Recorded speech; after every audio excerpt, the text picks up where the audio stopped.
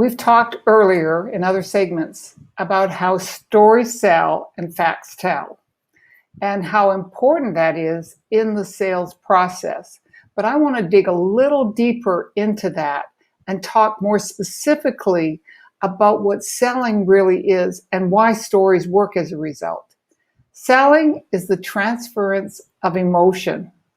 And so when you transfer emotion, you have to have that emotion yourself, and it has to be something that that other person really relates to. Let's talk about that. Hi, it's Lorna Rasmussen speaking to you from Costa Rica, and I'm trying to get my recordings in before the light starts flashing and the thunder comes.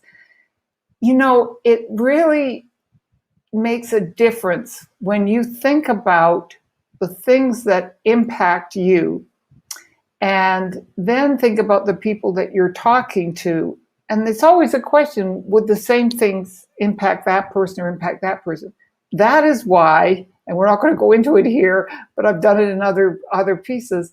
That is why it's so important for you to get to know that person, so that selling isn't a matter of simply coming in and going, here's what I do, would you like some?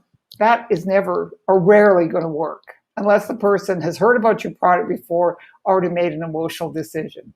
No, what you're doing is learning enough about that person that you can pull out of yourself stories that are really emotionally laden for you. Now, I don't mean they're going to make you cry, or maybe they'll make you laugh. That's okay. But they're just stories that you feel strongly about, so that you are telling that story in terms of what happened to you, or what you experienced, or why you experienced that. And you now transfer the emotion to that person.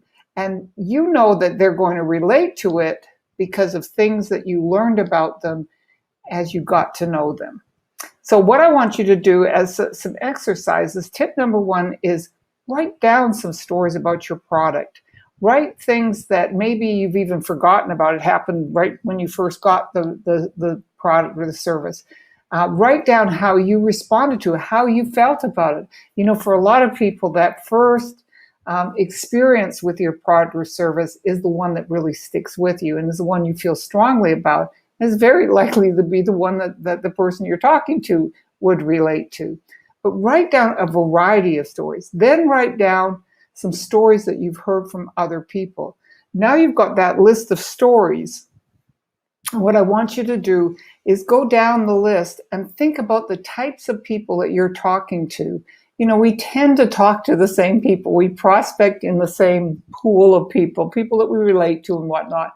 So it's very likely that you have types of people. So you want to put down that type of person or this type of person, or you could even give them a name. You know, people like Charlie or people like Mary. Now what you have is this whole list that you can pull out. And if you go over that list enough, you'll be able to pull out instantaneously. And then finally, what I would like you to do is tip number 2. So that's the tip number 1 is the list. Tip number 2 is connecting those people. Now, tip number 3 is I want you to go out into the world and talk to people, not to sell them. And I want you to keep a list of those people and exactly the experiences that you had as you talk to those people about those and using those stories. So you're very consciously using this story, that story. And I want you to pay attention. And you have to write this down right as soon as you've finished your sales presentation, because if you don't, you'll forget the emotion. Did you feel that transfer of emotion? Did that person respond or relate to that story the way you expected?